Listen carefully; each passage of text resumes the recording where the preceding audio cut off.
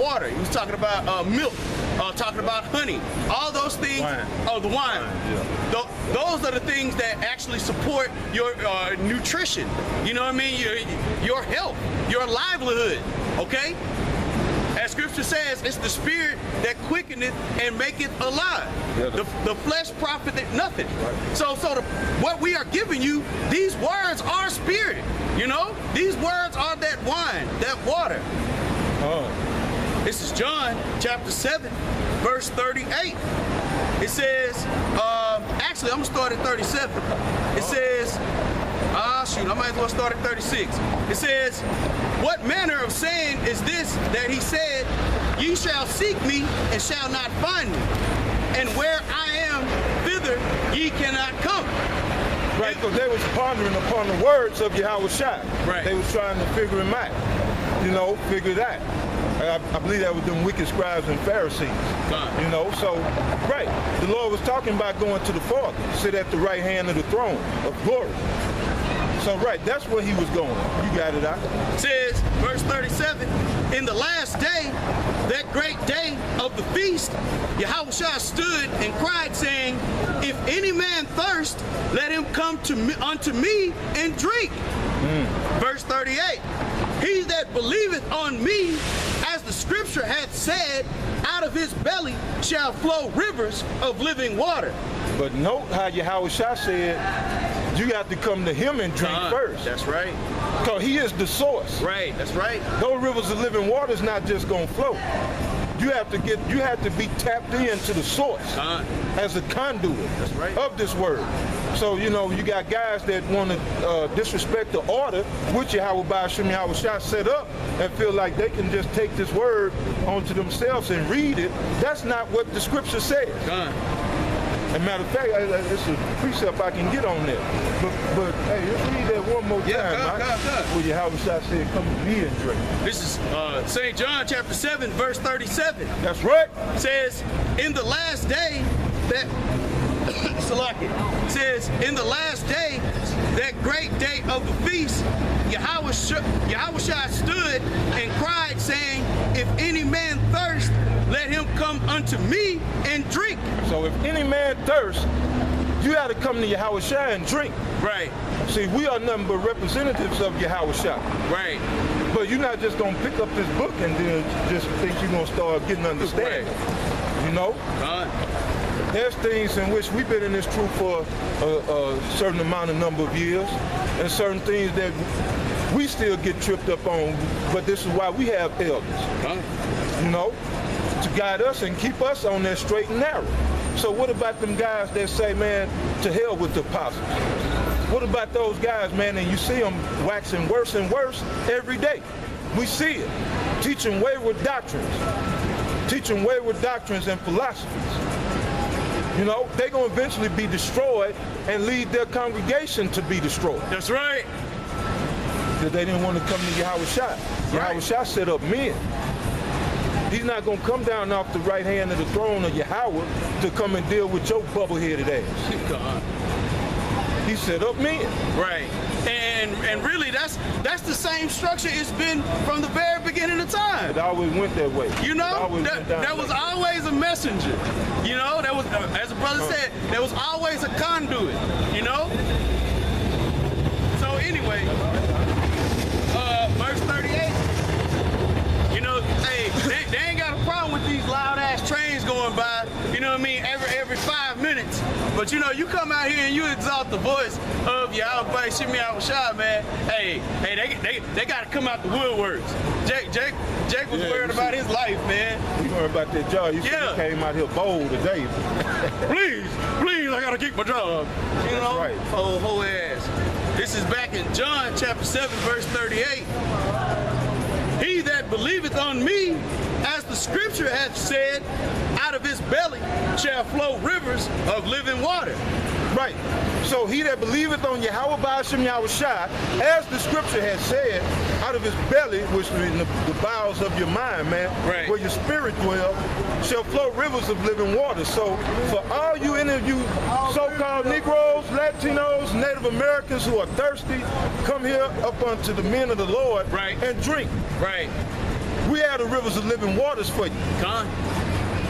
I got one more. Right, because in that Isaiah 55:1, it says, he that hunger and thirst. Okay? So we covered the thirst aspect. Oh, go ahead. No, that's right. So we covered the thirst aspect. So now, because the brother had said, talking about bread, right? So this is same book, St. John, chapter 6. I'm going to start at verse 32. Gun. It says, then Yahawashi said unto them, verily, verily, I say unto you, Moses gave you not the bread from heaven, but my Father giveth you the true bread from heaven. For the bread of Yahweh is he which cometh down from heaven and giveth life unto the world. And that world is talking about cosmos. Also just going to prove that everybody's not going to get this word, you know? Hey, the Lord has rejected all the rest of these other heathen nations and 2/3 of our own people not to get this word, man. So they can't get the water, they can't get the oil, they can't get the wine, they can't get the honey, they can't get the bread, okay? It says, verse 34, this is John chapter 6, verse 34. Then said they unto him, Lord, evermore give us this bread. It says, verse 35, which is the point, and Yahawashi said unto them, I am the bread of life. He that cometh to me shall never hunger, and he that believeth on me shall never thirst. That's Yahawashi. He was that, or is that bread. God. He is that bread of life, man. When we came out of Egypt and the Most High made manna fall from heaven, that was symbolic of Yahawashi in these last days, feeding us. God. That's that bread from on high. That spiritual bread, that if a man shall eat thereof, he shall never hunger again. So, this is that feast that we're putting together for you, brother. You know, for the elect. This ain't for everybody. This ain't for the so-called white man. This is not for, you know, the Hamites, the Ishmaelites. This ain't for Ammon and Moab. It's not for you Japhites. This is for the children of Israel. You got something? Even Yahawashi said, it is not meat to give the children's bread unto dogs. Right. The dogs are you other nations. That's right. The children are the children of Israel. God. This is our meat. Right. You know? Right. So this ain't for you people, man. This is not for you heathen nation. God. Now it's our turn. All you nation had y'all turn. Y'all enjoyed, man. Matter of fact, y'all enjoyed y'all turn, Lazarus and the rich man. Right, you know? God. He told, yeah, when you had it going on, right, you was enjoying life. Right. You didn't give a damn about Lazarus. Right. Now Lazarus having his turn, now you want somebody to have mercy. Right. That's you people out here, man. Right. God. Y'all wanna partake in our kingdom and try to supplant us from our heritage, from our blessings. It's not going to happen. That's right. Well, Yahawashi is gonna give us all. Yeah. Well, now, I want to say in that same parable,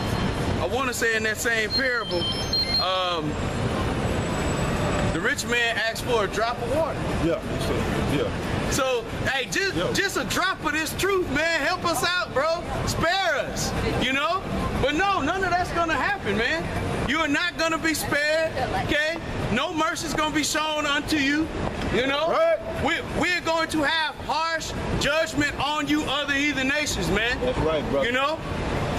As scripture says, we are going to, it is a righteous thing with Yahawashi to recompense and to bring tribulation unto these other heathen nations. You know, roughly paraphrasing. So yeah, hey, the same affliction, the same torment, the same wickedness in which you all have put in this earth, it's gonna come back to haunt you, you know? And actually, I'm gonna bring out this quick precept I had called it a second ago. This is Psalms chapter 50, verse 16. This is also just going to prove how this this word is only for the righteous. It's only for the elect, okay? It's never gonna be for you other heathen nations, okay? Just like we up here teaching you right now, okay, in the kingdom, it's gonna be the same way, okay? And we're gonna bust your ass with that rod of iron every time you screw up, you know? Because you bound to screw up, man. You were born the wicked. That's right. Says, this is Psalms 50 and 16.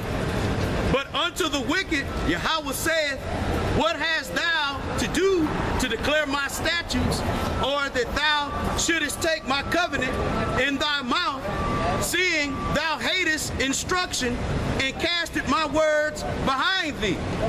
So yeah, man, there's no way any of you so-called white people or any of you other heathen nations are ever going to be able to get this word. You're not going to be able to drink this water, man.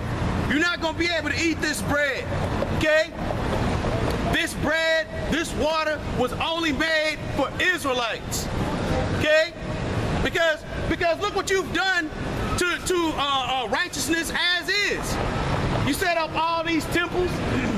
You set up Caesar Borgia, you know? You set up Caesar Borgia. So when you stole the scrolls, this is what you did with it, man. Because Yahawashi put a block between righteousness, which is the word of Yahawashi, and you. Because just like certain animals can only eat certain foods, that's the same thing with this truth, you know? We have a special diet, okay? Those other philosophies that the so-called white man has taught our people, man, we don't eat that. Even going back to the garden, right? That's exactly what the so-called white man was doing. He was feeding our people with philosophies, fruit, quote-unquote, knowledge on the left-hand side of wickedness, okay? And then our people ate it and fell for it. But now here in this day, man,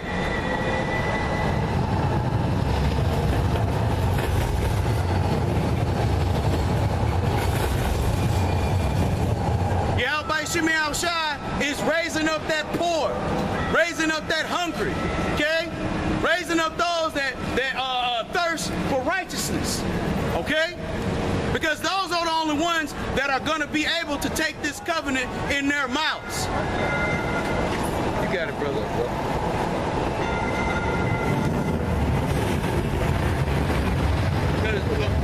No, go ahead, because I'm going to go back here and, where was I at? Oh, 1 Samuel chapter 2, verse, because I ain't finished that. Verse, Oh, back in 1 Samuel, okay. Yeah, come on. This is first. Oh, go ahead. No. Nice, man. This is 1 Samuel chapter 2, verse 8. Says, he raiseth up the poor out of the dust and lifteth up the beggar from the dunghill, to set them among princes and to make them inherit the throne of glory. Right, who's going to inherit that throne of glory? You know? That's talking about you Israelites. Gone. You know, the meek of the earth. Right. Not all Israel is going to make it. 2/3 of you going to be put to death, as I said. That's right. As I stated earlier, according to Zechariah 13 and 8. Gone. You understand? So, right. Hey, man, this is only for that's the chosen. Matter of fact, real quick, right? Okay, go ahead, brother. This earlier. Yeah, man, because like people don't realize that the Lord only cares for his people. We had read that in John the 6th chapter, talking about the cosmos. Well, there's a cosmos within the cosmos, okay? That being the elect. This is Romans chapter 11, verse 4. That's right. But what said the answer of Yahweh by Hashem Yahawashi unto him? Right. I have reserved to myself 7,000 men who have not bowed the knee to the image of Baal. Right. Yeah, I mean, hey, and one of the main images that we always talk about is Caesar Borgia. You know? This is a major stumbling block in which has caused our people to worship Baal. Okay? But as far as the elect, man, hey, we were not, how does the scripture go? We were not enchanted or basically we weren't charmed by this sorcery. You know, there is no enchantment against Jacob. You know, so yeah, man, that elect, that 7,000 complete number of men, okay, we're not gonna fall to the knees of Baal. Just like right now in this society, we don't care about the so-called white man coming up here complaining about us raising our voices. You know, we out here to do the will and power of Yahawashi, okay, which is going to lead to salvation. Because really, everything that's out before us is really temporal. You know, all this is going to be destroyed. Okay, it's going to pass away. As Scripture says, what's that? Job 20. That's a bad dream. Hey, that's you so-called white people, man. You're gonna pass away as in a bad dream. We're gonna wake up. We're gonna be like, hey, man, ain't no more breakfast. You know? Yeah. Hey, 37. He gone. You know? So yeah, hey, that's the righteous having glory. Okay? That's the righteous being taken out of the poor state of mind in which we're in, or that 2/3 of our people are in. You know? See, because when you bow down to an idol, you are giving your allegiance, you are giving your honor, you're giving your power over to that idol. You know? That's right, brother. That's why even Esau knows all this witchcraft, you know, all of these sports games and shit, right? What do they call it when you stand up before the game starts and they hold a flag, quote unquote, of America out? A pledge of allegiance. That's an idol, okay? That's Esau's idol in which he crafted out to have our people believe in this wicked-ass philosophy of this corporation known as America. This is what the Most High had to say about that, brother. This is Isaiah chapter 1, verse 2. That's right. Hear, O heavens, and give ear, O earth, for Yahweh had spoken. I had nourished and brought up children, and they have rebelled against me. The ox knoweth his owner, and the ass his master's crib. But Israel doth not know. Right, yeah. My people doth not consider. Go ahead, bro. Oh, well, no, I mean, so the point is, they don't consider that Yahawashi is the only way, is the only truth, the only light.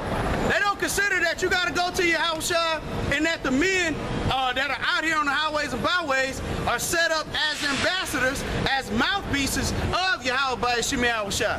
They're not considering that. Yeah.